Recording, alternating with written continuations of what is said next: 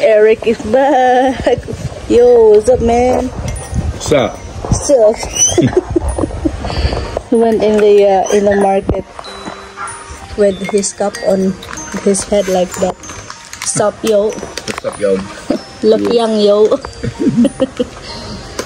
And he's having his Milo, yo. Milo. What more? He's done his breakfast. Cereal. Cornflakes. Uy, langaw. Cornflakes. Cornflakes and pineapple. And Milo. and Raisins. And milk. Well, complete breakfast. Complete breakfast. Satisfied. Satisfied until I get my chop suey. Chop suey again. Good thing we have enough chop suey. We cook. Tata cook. I guess I better get some for lunches. It'll be. Oh, wait, this is enough for lunch and dinner, I guess. Okay, good. Oh, sit good. It's good. So, what's up, yo? How does it good? How does it taste, yo? It tastes yummy. Yeah. Yeah. Yeah, It tastes yummy. It tastes yummy, yo.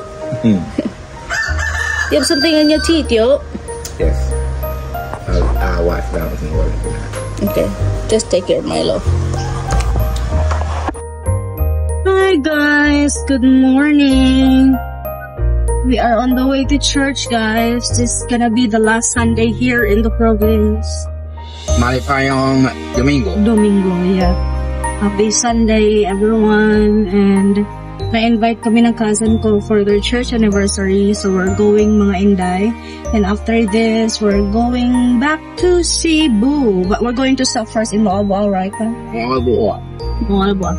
But first thing is we need to process first his visa. And Dumaguete? Yeah, Dumaguete. Because mga Inday, it's been 2 weeks delay. Yes, it was due on the 5th. Yeah, na-due na siya. Yung visa niya mga Inday, na-due na sa January 5th, January 5. So supposedly, advance, we need to take care in advance, right? But since we're here in the province, so we're going to cater first naman. Hello mga Inday. Pasensya na po, naputol po yung video ko kanina mga Inday. Pagkatapos na i-prepare ko yung pagkain ni Eric, tapos nag-workout siya, tapos pag hindi na po ako nakapag-video kasi pagkatapos niya mag-workout bigla siyang inubo mga Inday, tapos binigyan ko siya ng tubig. Kala ko yung normal lang na ubo, parang nadulunan sa uglaway ba, pero after ng mga Inday, ito talaga yung pinakakatakutan ko kapag mangyari dito kay Eric pag andito siya sa Pilipinas mga Inday. Baka kapag magkasakit talaga siya, yan talaga ang pinakaayaw at pinakatatakutan ko, kasi alam naman natin na dito sa Pilipinas pag wala kang ganyan at nasa probinsya ka, baliwala ka lang. Naranasan ko na yan sa mama ko mga Inday, na kapag parang ultimo radyo ka kaayo ba, parang wala ka talagang tingin ng mga tao sa'yo, wala kang maraming pera, wala kang maisuporta, pero baliwala ka lang mga Inday kapag ikaw ay nagkakasakit. So iyan yung pinakakatakutan ko na mangyari niya dito mga Inday. So ito na nga, kasi yung diba birthday ko mga Day, sinurpresa niya ako sa birthday ko. That was 9. Pagka 11 mga Day, nagpa-party na naman kami dito sa bahay. Pero yung party na yun is more on ice cream, more on pizza, more on mga chocolate, mga candies, macarons. Kain siya ng kain mga Day, si Eric mga Day ba. Yeah, sinabihan ko siya na kapag may plema ka ng konti sa lalamunan mo, wag kang kumain ng mga sweets or ice cream or mga lalamig, kasi mag-trigger yan. Hindi man siya magtuo sa ako mga Inday, hindi siya maniwala ba. So pag hindi niya maniwala, sabi niya, I've been doing this in America, at hindi daw nangyari sa kanya. Sabi ko, sige, wala naman tayo butanay. Kay sa amin ngayon mga Inday, okay na kami talaga ni Eric. Pag gusto niya. Pag gusto ko. So kung ano mo yung gusto namin, yun ang susundan namin mga Inday. Sabi ko, sige, pag 2 man, Okay, anada daw siya sa Amerika. Ala, paano ga-exercise na siya diri mga inday, o nag-exercise siya dito. Bigla siyang inubo. Sabi ko, okay ka lang. Sabi niya, okay lang ako. Binigyan ko siya ng tubig. Pagbigay ko ng tubig, parang siya, parang siya natukan ba? Parang nadulunan. Tapos pumasok sa kwarto mga inday, nag-CR siya. Kasi ako naman, akala ko talaga is normal lang, parang sudipan lang ba? Di, wala lang ako. Hala mga day, kay pagkagabi, parang iba na yung nakikita ko sa mukha ba?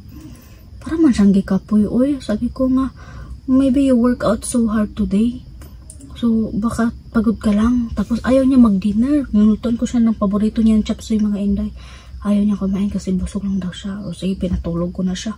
Ako kasi mga inday, tag alas 11, alas 12 kasi ako makatulog dito kasi may trabaho ako mga inday. Yung trabaho ko is more on panggabi yung trabaho ko. Tapos siya, tulog na yan mga inday. Sabi ko, light man jud. Tapos, kanang natutulog siya mga inday, narinig ko na yung breathing niya is heavy. Parang ganun ba? Sabi ko, may plema na ganing tawanan niya. Alas 3 sa magaling araw mga inday, pumasok siya ng CR. Nagtikok ka og maayo. Kanang ana jud siya ba? Sabi ko, ito na talaga. Pinainom ko siya agad ng ibuprofen. Pinainom ko siya dayon ng ibuprofen mga day. Tapos sabi niya, ay wag lang kasi normal lang ito, mawawala lang ito. Ako, sige, pag-inom diri, bisag ano lang, kahit na isang kutsara lang. Di man gid siya motuo mga day. Ayaw talaga niya maniwala sa akin. Sige, balik siya higda. Then, later on mga inday, bako na naman, mag-ubo na naman siya doon sa banyo. Pag kinaumagahan, sabi niya, sige, painumin mo na, iinom na ako ng ibuprofen. Inom siya mga day. Binilhan ko siya ng bagong botilya ng ibuprofen. Yung ano ba, yung liquid. Hala. Diba yung tablespoon man na dapat gamitin mga inday? Sa kanya mga day, pag adult, 4 tablespoon. So, dalawang kutsara. Gidritso niya tungab mga day. Diniretso na niya ng inom. Sabi ko, dapat may ano man yan. Na ma-overdose na juga aning tawhana ka. Sabi ko sa kanya ganun. Sabi niya, Echa, so, kuan ko no, natansya na daw niya mga inday. Sige, go. Pero, noong mga, ano pa talaga mga day, mga days na, nung mga dati pa, yung pagkatapos ng birthday ko, ganun na mga inday. Sabi ko, ngayon talaga naglala, mga day, bakay. Grabe na yung plema niya, kasi mabigat. Kasi yung plema niya mga inday, doon siya dumudra sa commode, sa toilet. Pag open ko, may naiwan na plema. Pagsantabi lang po sa mga kumakain ha. Pero yung plema niya hindi nakalutang, nakalundag ba? Sabi ko, hala. Pero hindi siya yellow, parang puti. May pagkaputi siya mga day. Sabi ko, hala. Ang bigat ng plema niya. Sinabihan ko na siya mga inday kasi matagal na kami dito sa province namin eh. Mga 1 month na. Magwa 1 month na kami. 1 month na yun. 1 month na kami dito sa province namin mga inday. Sabi ko, magpa-check up na tayo sa doktor. Kaya para yung doktor talaga magbigay sa iyo ng reseta. Sabi niya, hindi, wag lang kasi sanay na ako kasi ganito ako sa Amerika. Ganyan daw siya sa Amerika yung mga inday. Kasi kapag matapos daw yung ubo niya, plema daw yung maiiwan. Tapos yung plema is aabot daw ng 1 to 2 buwan bago daw mawala. Yung sabi niya sa akin. Pero mga inday, ako dyan nabalaka ko ano niya kay kanang okay kami ngayong mga inday, pero kapag nagkasakit na siya, lalo na sa kanyang pagkain, lisod kaayo, ang hirap mangita ng pagkain na ipapakain sa kanya mga inday. Kasi mahilig man yan kumain siya ng ice cream, mahilig yan kumain ng mga chocolate doon sa Amerika mga day. Dito sa probinsya namin, may mga ice cream din kami dito, may mga selecta, mga iba't ibang mga Lucky Road flavor ganun. Sus, kay katong nang atumi sa akong birthday mga inday doon sa bukid sa Kabangkalan. May vanilla ice cream na sinerve. Kinain niya, mas nasarapan daw siya mga day. O may tao sa likod. Sino kaya yan? Yung kapatid ko mga inday. at sarapan siya. So nagtanong ako mga day kung anong flavor, sabi niya vanilla. So naghanap ako ng vanilla dito mga inday, pinakain ko sa kanya. At yung birthday ng kapatid ko, bumili siya ng 6 na galon ng ice cream, vanilla, chocolate, ube, ganun mga inday. So nagbili siya, bili din ng maraming pizza. Kain kami mga inday. Akala ko hindi niya gusto kasi hindi pa daw niya nakita na may masarap na ice cream dito sa Pilipinas. So kaon siya mga inday. Binigyan ko siya ng konting vanilla ice cream. Sabi niya, it's not really good. Sabi ko, sige, not really good pa. Pero wala pa siyang wala pa siyang flame mga inday ba. Hala, later on pang ikalima naman nagdugang og ice cream. Tapos yung kapag makain siya ng pizza mga inday, yung toppings lang yung kinukuha niya. Yung dough, pinapakain niya sa aso. Ganyan siya ka-health conscious mga day. Sabi ko, kay matanda naman ko siya. Kabalo na siya mo ano sa mga appetite or sa pagkain niya ba. Kasi kapag tuto tapos matanda na siya, baka hindi na mas maganda sa katawan. Kaon siya dito mga day, labay niya, hatag niya sa mga iro. Tapos, makaon na po siya macarons, kaon na po siya, grabe mga sweet yung kinain niya mga inday. Yun na, pag kinabukasan sabi niya, I learn from you. And kung, bakit? Why? You are right. And kung, if you don't believe you research. No need to research. I believe in you. Believe na siya sa akin mga inday kasi nga yung klima niya, grabe. Ilang araw na mga day. Ilang araw, marapit nang mag-weeks mga day. Medyo matagal na. At dito mga day, malapit na kaming babalik din sa Cebu kasi napapagod na kami dito sa probinsya mga inday ba. Marami na kaming nagawa dito, marami na kaming natulungan mga friends or mga family namin. Sabi ko sa kanya mga inday, balik na tayo ng Cebu kasi naawa ako sa kanya ba kasi sa Cebu kuan ka ng may makain siya doon, at least may mga choices siya na pagkain na kainin niya. Ako dito mga ina, hindi rin maganda yung ko ngayon, hindi rin maganda yung pakiramdam ko ngayon kasi sobrang sakit ng ulo ko. Pista manggo dito sa amin mga inday pa kanang Sinog Festival. Tapos kanina nagsimba kami doon mga inday sa ng cousin ko kasi anniversary nila. Tapos kumain kami doon, good thing may chapsoy, nakakain si Eric ng marami.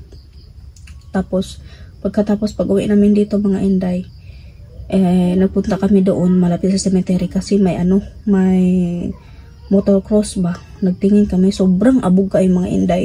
Pagbalik ko dito, harabura na magumaganon yung ulo ko mga inday. Sobrang namang sakit. Until now, minamisay-misahe niya ako mga day ni Eric. Tapos yung paa ko, yung kati-kati ng paa ko, andito pa rin mga inday. Hanggang ngayon, 2025 na, pero yung kati-kati ng paa ko mga inday, hindi pa rin nag-over. Andito pa rin. Nasasanay na lang ako.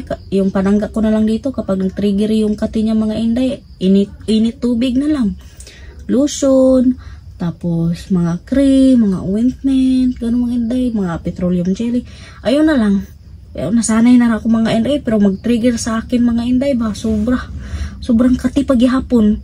Pero feeling ko sa tubig to dito mga inday, kasi nung nasa Cebu ako, hindi talaga siya sarong nag-trigger mga inday. So sa tingin ko sa tubig, mag-trigger siya kapag sa tubig. But anyway mga inday, malapit na kami aalas dito.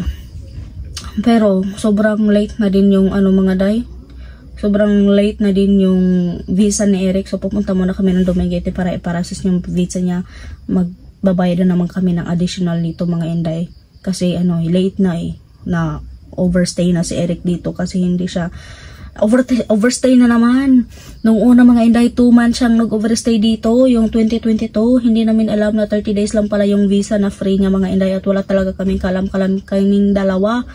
Kaya buti na lang mga inday, may nakilala kaming lawyer kasamahan sa church namin, Cross Point Church doon sa Cebu mga inday.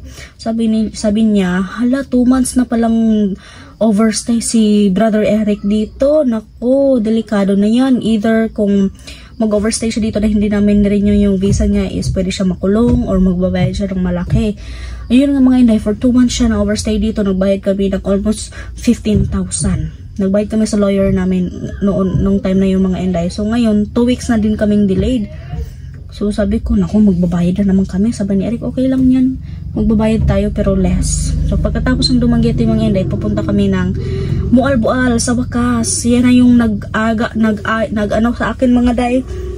Si Eric na yung nag-aya sa akin na pupunta ng Mualbual kasi yung babalik kami ng Cebu from the port mga inday, 1 hour lang pa malapit na kami sa Mualbual. Tapos sabi ko, himala. Sa tagal namin, noong una pa mga inday, palagi ko siyang niyayaya na mag-ano tayo, mamasyal tayong dalawa para make memories, pero ayaw niya.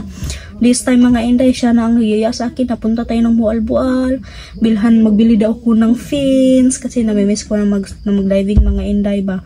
Tapos, magkuan mga inday, namiss ko nang mag-diving. Mga kapatid ko mga inday, hindi ako makapokus ang magsalita ba kay ano, andun sila sa labas, nagkaway-kaway sa akin mga day, bahala sila. Pero nahihimala ako kasi gusto niyang pumunta ng Mualbual. Sabi niya maybe after Mualbual pupunta na siya ng Siargao. Uy, parang lumaki yung mata ko mga inday. Uy, himala. Pero hindi pa yan sure mga day kasi sa February alis ako.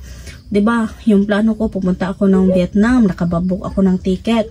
So, maraming mga sabi-sabi na ma-red flag ako, ma-denied ako, ano ako sa immigration. So, delikado daw sa Vietnam.